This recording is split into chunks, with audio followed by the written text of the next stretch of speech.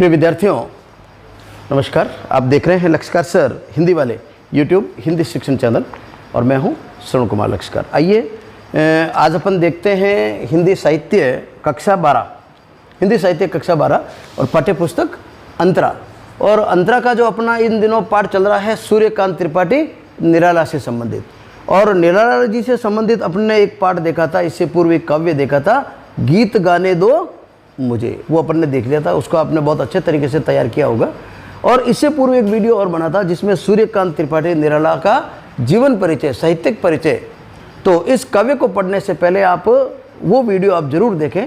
इसके लिंक भी यहाँ पर डिस्क्रिप्शन में दिए जा रहे हैं, आप जरूर उस वीडियो को देखें ताकि इस पाठ को जब तैयार करें तो लेखक परिचय, लेखक से संबंधित उसकी जीवनी, उसकी साहित्यिक परिचय अपन को तैयार हो। तो अब अपन आगे चलते हैं सरोज स्मृति। तो देखिए सरोज स्मृति ये सूर्यकांत त्रिपाठी निराला की बहुत ही प्रसिद्ध कृति है।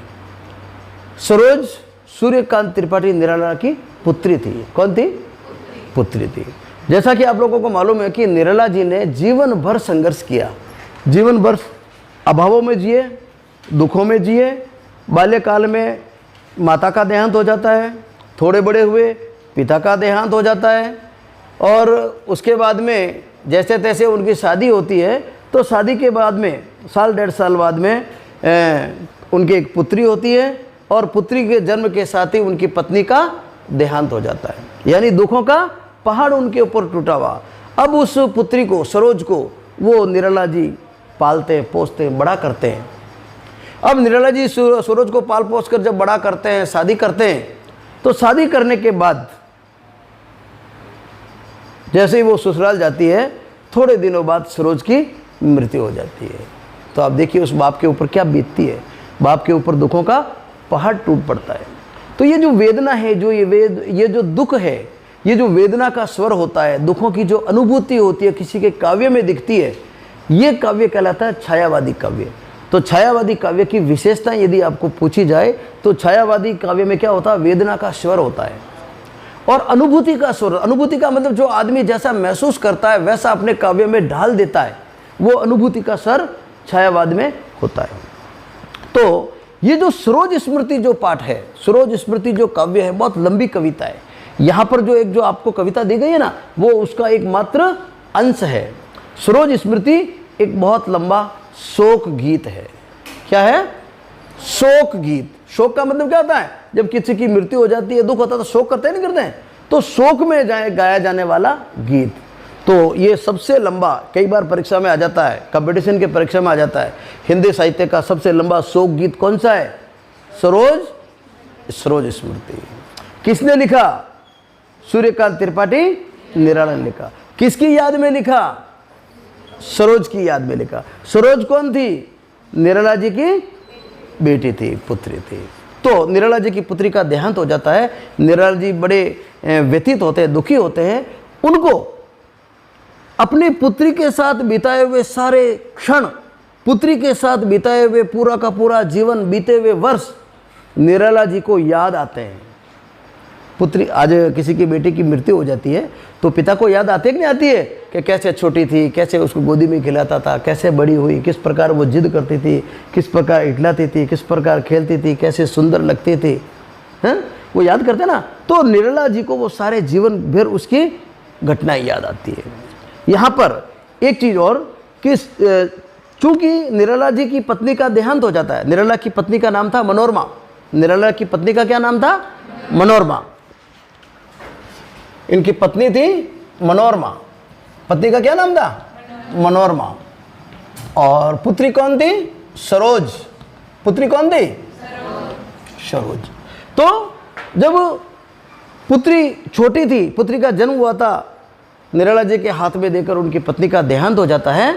तो एक माँ का प्यार भी, पिता का प्यार तो देते हैं, माँ का प्यार भी निराला ने अपनी पुत्री सरोज को दिया। यानी माँ की तरह भी पाला। माँ की जितनी भी जिम्मेदारियां होती है एक पुत्री के प्रति, वो सारी जिम्मेदारियां किसने निभाई?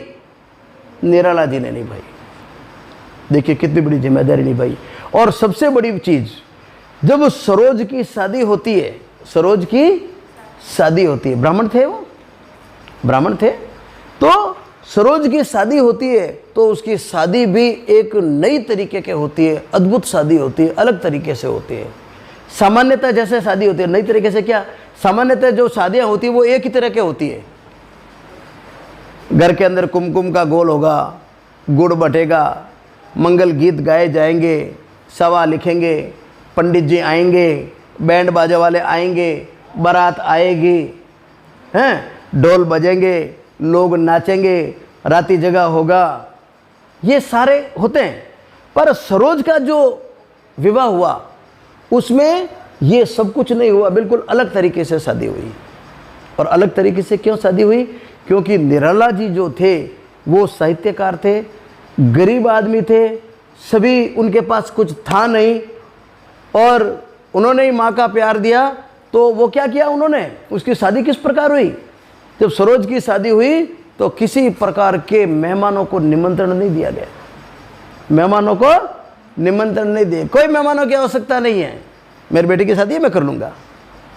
किसी मेहमानों को, रिश्तेदारों को निमंत्रण नहीं दिया गया, मंगल गीत नहीं गाए गए, औरतें भी नहीं थी, घर में नहीं थी, रिश्तेदार आए नहीं, अड़ोसी पड़ोसियों से वो रुकते नहीं थे, कोई मतलब ही नहीं, मंगल गीत नहीं गाए गए। और जब शादी होने लगी तो माँ की जो जिम्मेदारी होती है, आपने देखा होगा कि शादी जब होती है ना, पुत्री की शादी होती है तो माँ और बाप मिलकर पुत्री का सिर धोते हैं, बाल धोते हैं, मालूम है आपको? देखना कभी अपने घर पे, पता लगाना। तो माँ तो हाथ फेरती है सिर पर, और पिता वो ऊपर से पानी उड़ेलता है जिसके अंदर दही पंचामृत वगैरह सब कुछ होता है। और एक रस्म होती है, एक क्या होती है, रस्म होती है, पुत्री का इन्हें सिर धोते हैं और उसको तैयार करते हैं शादी के लिए। तो ये जो रस्म भी किसने निभाई? निराला जी ने। उसका सिर किसने धोया? निराला जी ने। तो अलग तरीके से हुई कि नहीं? पंडित को नहीं बुलाया, कोई पंडित की आवश्यकता नहीं है, मंत्रोच्चारण मैं खुद पढ़ूंगा, माँ बाप की जगह खुद दोनों, और मंत्रोच्चारण वो खुद ही पिताजी बोल रहे हैं। कोई कोयल बाई नहीं गाए गए, गीत विदाई के नहीं गाए गए, राती जगह नहीं हुआ, वैसे ही सब कुछ आशीर्वाद दे दिया कि जा बेटा खुश रह। इस प्रकार सरोज की शादी हुई। तो सरोज की शादी अलग तरीके से हुई कि नहीं हुई? तो निराला जी उस सरोज को याद करते हैं कि किस प्रकार तेरा जन्म हुआ था, किस प्रकार तेरी तुझे बड़ा किया, किस प्रकार तेरी शादी हुई। तो शादी हुई तो तू किस प्रकार सुंदर लग रही थी, और किस प्रकार तेरी शादी बिल्कुल दुनिया से अलग रीति से मैंने तेरी शादी की थी, और आज तू मेरे से विदा हो रही है। तो निराला जी अपनी पुत्री को विदाई दे रहे हैं, सरोज की याद में वो गीत लिखा जा रहा है, यानी सरोज की भी मृत्यु हो जाती है। घटनाक्रम समझ में आ गया आपको, ये प्रसंग। अब अपन इस पाठ को देखते हैं।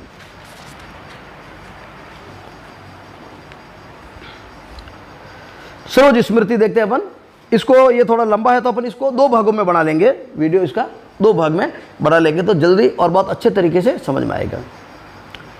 देखा विवाह आमूल नवल, देखा विवाह आमूल नवल, तुझ पर शुभ पड़ा कलश का जल, देखती मुझे तू हंसी मंद, होठों में बिजली फंसी स्पंद, उर में भर झूली छवि सुंदर, प्रिय की अशब्द श्रृंगार मुखर, तू खुली एक उच्छ्वास संग, तू खुली एक उच्छ्वास संग, विश्वास स्तब्ध बंद अंग अंग, नत नयनों से आलोक उतर, कांपा अधरों पर थर थर थर, देखा मैंने वह मूर्ति धीति, मेरे वसंत की प्रथम गीति, श्रृंगार रहा जो निराकार, श्रृंगार रहा जो निराकार, रस कविता में उच्छ्वसित धार, गाया स्वर्गीय प्रिया संग, भरता प्राणों में राग रंग,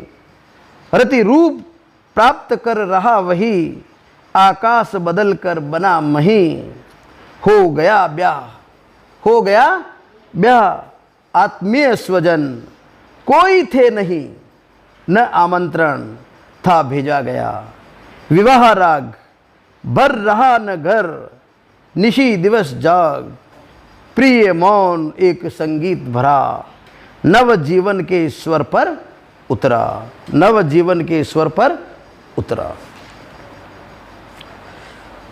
यहां तक अपन इसको देखते हैं, इस पद्य को देखते हैं। देखिए अपन इसके कुछ कठिन शब्दार्थ भी साथ साथ चलते रहेंगे। अब निराला जी को वो याद आती है, सरोज की तो मृत्यु हो जाती है, वो निराला जी को घटना याद आती है।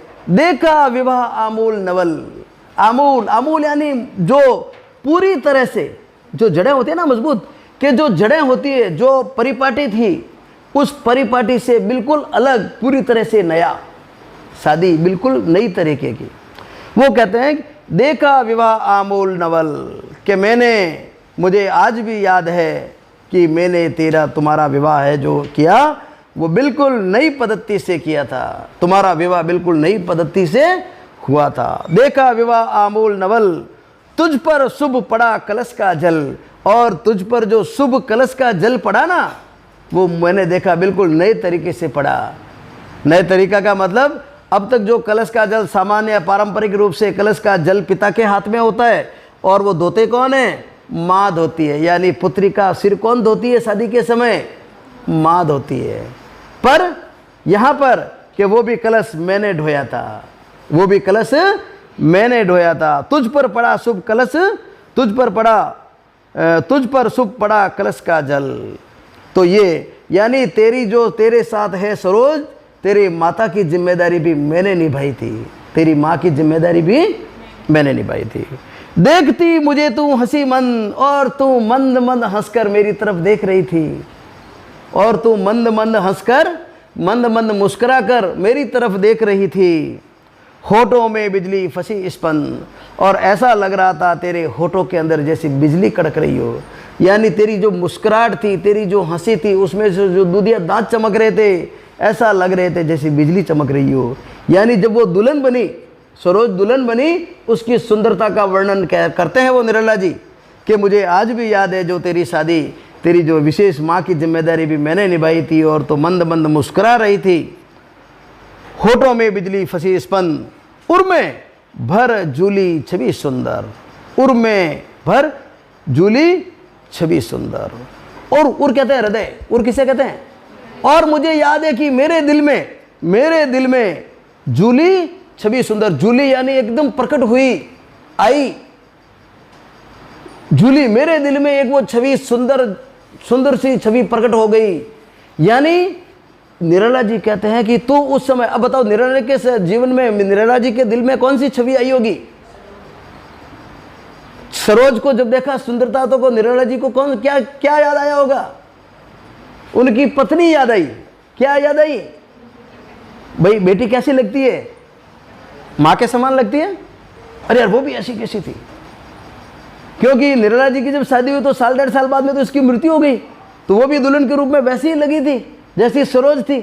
तो वो कहते हैं कि उर में भर जूली छवि सुंदर, यानी मुझे जब तुझे यहाँ पर दुल्हन के रूप में मैंने सरोज देखा, तो मेरे दिल में वो छवि सुंदर सी, यानी तेरी माँ की छवि, यानी मुझे तेरी माँ याद आ गई थी। प्रिय की अशब्द श्रृंगार मुखर, प्रिय की यानी मेरी प्रिय, उसकी अशब्द मुखर, उसकी जो मुख की सुंदरता है, बिना बोले जैसे वो कोई मुस्कुरा रही हो, वो मुझे याद आ गई। यानी सरोज की सुंदरता को देखकर निराला जी की अपनी पत्नी की, स्वर्गीय पत्नी की याद आ जाती है।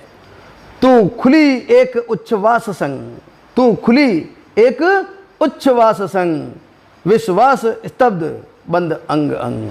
तू खुली यानी तू इस प्रकार खुली लग रही थी, तू इस प्रकार सुंदर लग रही थी, एक आह, तेरी सुंदरता के सामने एक आह निकल रही थी, तेरे मुंह से इस आह निकल रही थी। कैसी? उसी प्रकार जो तेरी मदर, तेरी माँ मनोरमा के मुख से भी आह निकल रही थी, यानी अपने उसकी पत्नी याद आती है।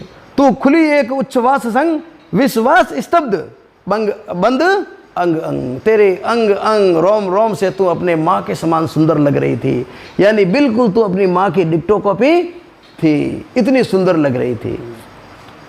नत नयनों से आलोक उधर, नत नयनों से आलोक उधर। नत किसे कहते हैं? गीले।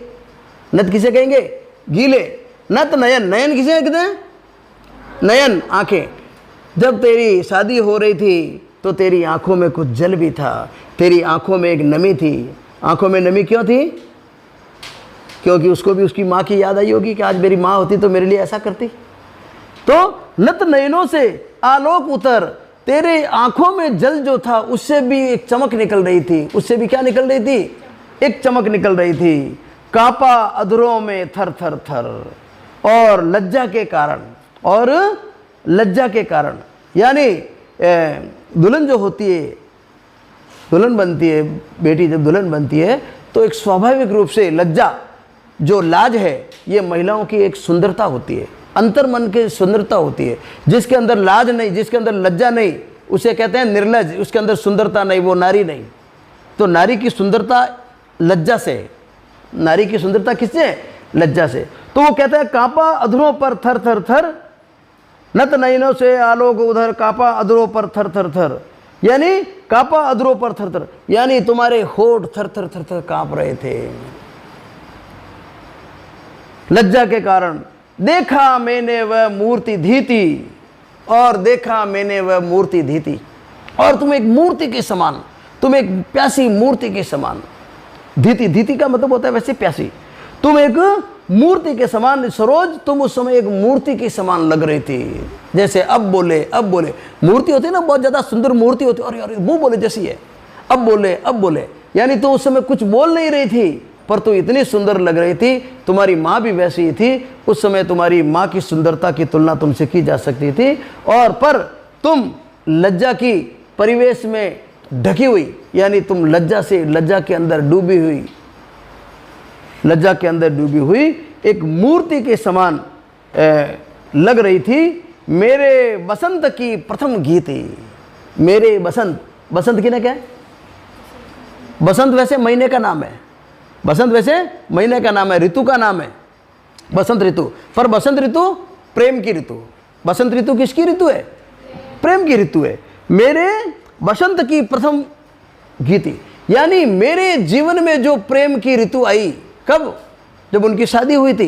मनोरमा, वो अपने मनोरमा को याद करते हैं, अपने पत्नी को याद करते हैं कि मेरे जीवन, मेरे बसंत की प्रथम गीति, मेरे जीवन में जब प्रेम का राग गाया गया था, उस समय के समान तुम मूर्ति लग रही थी। यानी उसको अपनी पत्नी की याद आती है। सरोज अपनी माँ के समान लगती है। परीक्षा के अंदर कई बार आ जाता है कि सरोज दुल्हन के रूप में कैसी लग रही थी, तो सरोज दुल्हन के रूप में बहुत ही सुंदर लग रही थी, चुपचाप मूर्ति के समान, लज्जा का आवरण ओढ़े हुए, आंखों में आंसू, और वो बिल्कुल अपनी माँ के समान सुंदर लग रही थी, अपनी माँ मनोरमा के समान सुंदर लग रही थी। कई बार ऐसा भी प्रश्न आ जाता है कि सरोज को दुल्हन के रूप में देखकर निर्मला जी के मन में क्या आता है? तो सरोज को दुल्हन के रूप में देखकर निर्मला जी के मन में उनकी पत्नी की याद आ जाती है, पत्नी के साथ बिताए हुए पल याद आ जाते हैं। क्लियर? अब चलते हैं आगे। श्रृंगार रहा जो निराकार, श्रृंगार रहा जो निराकार, रस कविता में उच्च वसित धार, गाया स्वर्गीय प्रिया संग, गाया स्वर्गीय प्रिया संग, भरता प्राणों में राग रंग, रति रूप प्राप्त कर रहा वही, आकाश बदल कर बना मही, हो गया ब्याह आत्मीय स्वजन, कोई थे नहीं न आमंत्रण, था भेजा गया विवाह राग, बर रहा न घर निशी दिवस जाग, प्रिय मौन एक संगीत भरा, नव जीवन के स्वर पर उतरा। श्रृंगार रहा जो निराकार, रस कविता में उच्च वसित धार, यानी निर्मला जी कहते हैं कि उनकी कविता में, जितनी कविता में सुंदरता होती है, जितनी कविताओं में अलंकार होते हैं, जितनी तरह का श्रृंगार होता है, वो सारे की सारा प्रकार का श्रृंगार उसके चेहरे पर लग रहा था। यानी क्योंकि कवि होता है वो तो श्रृंगार कहाँ ढूंढता है? कविताओं में ढूंढता है। तो वही अलंकार, वही श्रृंगार, वही सुंदरता, वो कहते हैं कि सरोज उस समय तो इतनी सुंदर लग रही थी जैसे सभी अलंकारों से युक्त कोई कविता है। यानी सभी रसों की, सभी कविताओं की सुंदरता, रस सरी की तू इतनी सुंदर दिखती थी।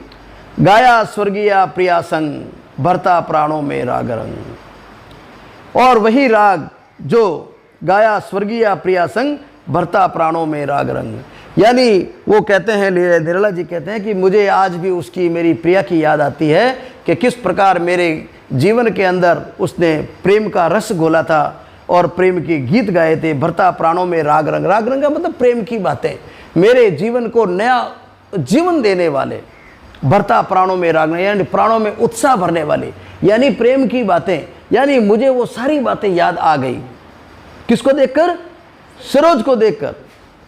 रति रूप प्राप्त कर रहा वही, आकाश बदल कर बना मही। अब निराला जी कहते हैं, सरोज तेरा रूप कैसा लग रहा था उस समय? रति रूप। रति, रति कौन थी? रति कामदेव की पत्नी थी। रति कौन थी? कामदेव की पत्नी।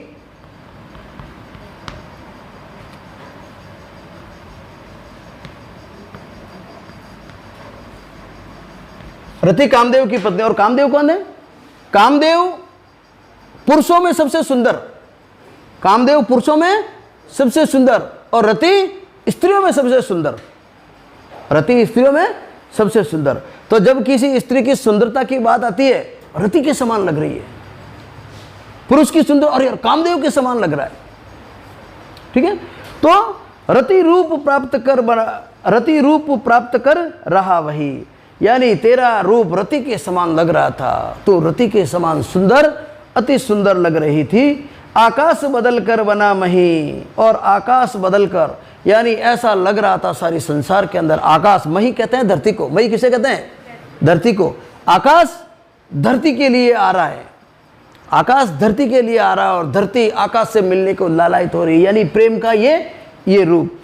आकाश बदल कर बना मही, हो गया ब्याह आत्मीय स्वजन।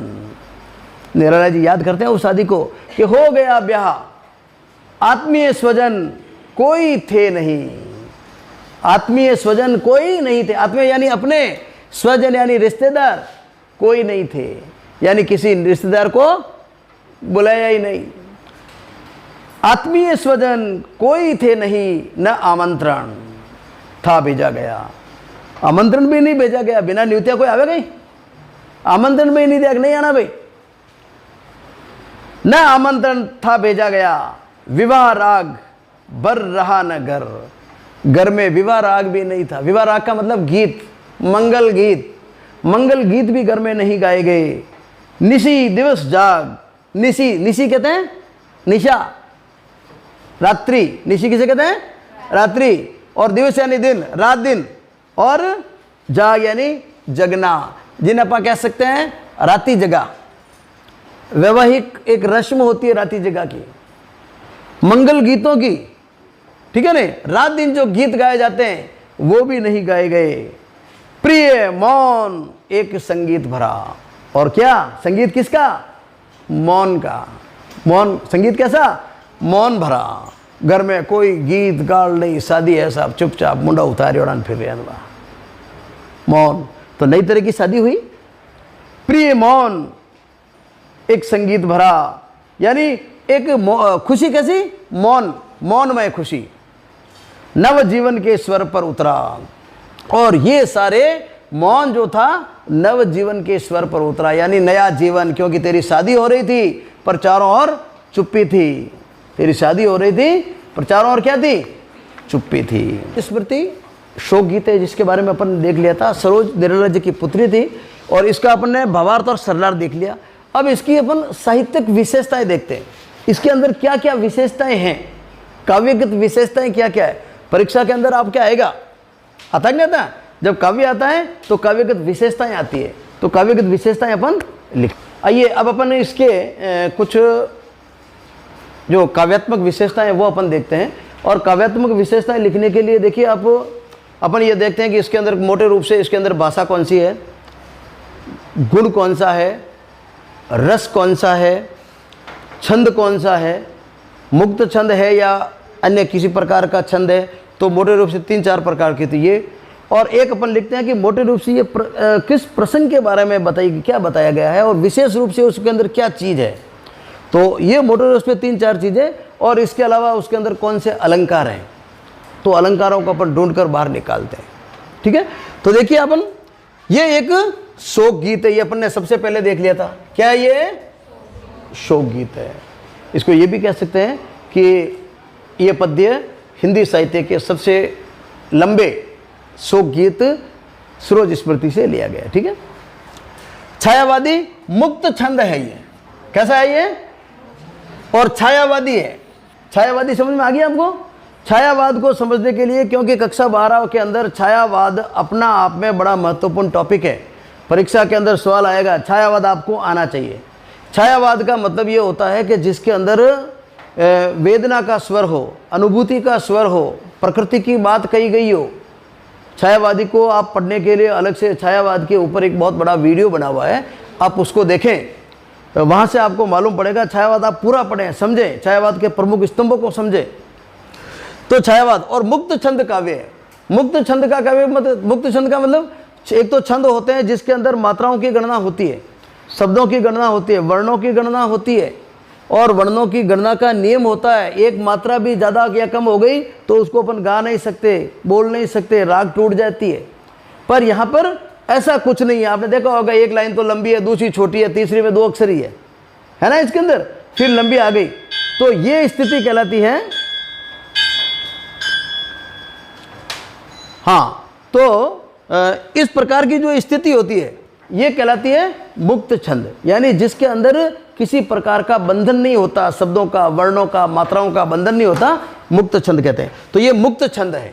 तो ये तो अपन को देखते ही मालूम पड़ता है कैसा छंद है, मुक्त छंद है या नहीं है। तो ये लिख दिया, 1 नंबर आ गया। छायावादी लिख दिया, 1 नंबर आ गया। शोक गीत लिख दिया, ये नंबर आ गया। तो कितना आसान है। इसके अतिरिक्त भाषा, देखिए किसी भी साहित्य, किसी भी काव्य की होती है, एक शब्द आता है, काव्य को अपन पढ़ते हैं तो उसकी भाषा के बारे में अपन को जानकारी होनी चाहिए। कृष्ण भगवान से एक नियम बना ले आप जीवन में, कृष्ण भगवान से संबंधित कोई काव्य है, चाहे रसखान का हो, चाहे सूरदास का हो, तो उसकी भाषा कौन सी होगी? ब्रज। कौन सी भाषा होगी? ब्रज। क्योंकि कृष्ण कहाँ रहते थे? ब्रज इलाके में। कौन से क्षेत्र में रहते थे? ब्रज। गोकुल, मथुरा, वृंदावन, ये क्षेत्र क्या कहलाता है? ब्रज कहलाता है। जैसे अपना मारवाड़ कहलाता है, जोधपुर, पाली, नागौर, है ना, ये बिलारा, ये सारा इलाका कौन सा है? मारवाड़। उधर चित्तौड़ की साइड में जाता है, चित्तौड़, उदयपुर, भीलवाड़ा, क्या है? मेवाड़। क्या है? मेवाड़। तो कृष्ण जा रहे थे, वो क्षेत्र कौन सा है? ब्रज। तो वहां की भाषा कौन सी है? ब्रज भाषा। तो सूरदास के पद कौन सी भाषा? ब्रज। रसखान के पद ब्रज। बैठ गई? यानी कृष्ण से संबंधित है, आंख मीच कर किसी को पूछने की जरूरत नहीं, ब्रज भाषा लिख दो। और भगवान राम से संबंधित कोई चीज हो, श्री राम, राम जी कहां हुए थे? अयोध्या में। तो अयोध्या की भाषा कौन सी है? अवधी भाषा। कौन सी भाषा भाई? अवधी भाषा। बैठ गई? तो राम से संबंधित कोई चीज आ रही है, कौन सी भाषा? तुलसीदास की अवधी, रामचरितमानस की अवधी। क्लियर? और बाकी यदि आपको मालूम पड़ जाए तो बहुत बढ़िया, कबीरदास जी की जैसे सदुक्कड़ी भाषा है। कबीरदास जी की भाषा कौन सी है? सदुक्कड़ी है। बाकी यदि मालूम पड़ जाए तो ठीक, नहीं तो ज्यादातर की भाषा तत्सम युक्त खड़ी बोली। कौन सी वाला? तत्सम युक्त खड़ी बोली। जयशंकर प्रसाद की तत्सम युक्त खड़ी बोली। सूर्यकांत त्रिपाठी की तत्सम युक्त, महादेवी वर्मा की तत्सम युक्त। बैठ गई? ये याद करने का तरीका। तो ये लिखते ही ये नंबर आ जाएगा 1। तो देखो भाषा अपन ने लिख दी, छंद लिख दिया, और अब चलते हैं रस। काव्य में 3 प्रकार के रस होते हैं, मोटे रूप से कई रस होते हैं, पर जो काव्य में कौन सा रस है? श्रृंगार रस है, माधुर्य रस है, करुण रस है, हास्य रस है, वीर रस है। तो काव्य के रसों के बारे में वीडियो बने हुए हैं। लक्ष्यकार सर हिंदी वाले के जो वीडियो हैं काव्य के रसों के बारे में, आप उन वीडियो को देखें। एक बार आप सभी रस को पढ़ लीजिए। कक्षा 12 के अंदर सारे के सारे काव्य रस आपके आने चाहिए, आपके कोर्स में है। यदि आपका कोर्स कम होता है तो सिर्फ पास होने के लिए आपको कोर्स कम दिया है, पर जीवन में जब आप कंपटीशन की परीक्षाएं देंगे वहां पर कोर्स कम नहीं होगा। वहां कोई नहीं कह रहा साहब उस समय तो मेरा काव्य रस था ही नहीं, सब वहां पर आपको कोई नहीं कह, वहां पर आप तो लिखना पड़ेगा। तो काव्य रस आपको पढ़ने YouTube के अंदर इसी के लिंक दे रहा हूं मैं आपको डिस्क्रिप्शन में, तो उसको भी आप जरूर देख लीजिएगा। तो करुण रस है। करुण रस का मतलब होता है जब किसी काव्य को पढ़ते पढ़ते मन में करुणा उत्पन्न होती है, दया उत्पन्न होती है, आह निकलती है, और यूँ होता अरे यार ये तो बहुत गलत हो गया, अरे ऐसा वे होता क्या। ये जो भाव आते हैं करुणा के, दया के भाव, इसका मतलब वहां पर कौन सा रस है?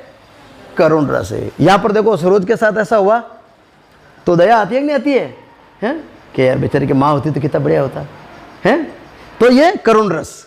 माधुर्य व प्रसाद गुण, माधुर्य व प्रसाद गुणों का समावेश है। काव्य गुण भी आप देखिए, एक बार आप काव्य गुण और काव्य रस देख लेंगे तो सारे पाठों के अंदर आपके ये साथ साथ चलेंगे, याद आएंगे आपको। इनको आप जरूर तैयार कीजिएगा। छंद में संगीतात्मकता है। संगीतात्मक यानी इसको संगीत के माध्यम से लयबद्ध भी अपन इसको पढ़ सकते हैं, राग से भी इसको गा सकते हैं, क्योंकि गीत है, नाम ही इसका गीत है, तो इसका गीत तो वही होता है जो गाया जाता है। सरोज की एक नई प्रकार की शादी का वर्णन है, एक नई प्रकार की शादी का वर्णन है, नए तरीके से शादी इसके अंदर है। अब इसके अंदर कौन कौन से अलंकार, जैसे अंग, अंग देखो, अ नत नयन न न, थर थर थ थ थ थ, रति रति रूप। अब देखिए अलंकार आप लोगों को बताए गए हैं, आप वहां पर जाकर अलंकार भी देखें। अनुप्रास अलंकार जरूर समझें। अनुप्रास का मतलब होता है जब एक ही वर्ण की आवृत्ति, एक ही वर्ण से जब दो अक्षर निकलते हैं, अलग अलग निकलते हैं, जैसे अ की ध्वनि निकल रही है, अ की निकल रही है, अंग अंग, न न, थ थ थ, तो ये अनुप्रास अलंकार।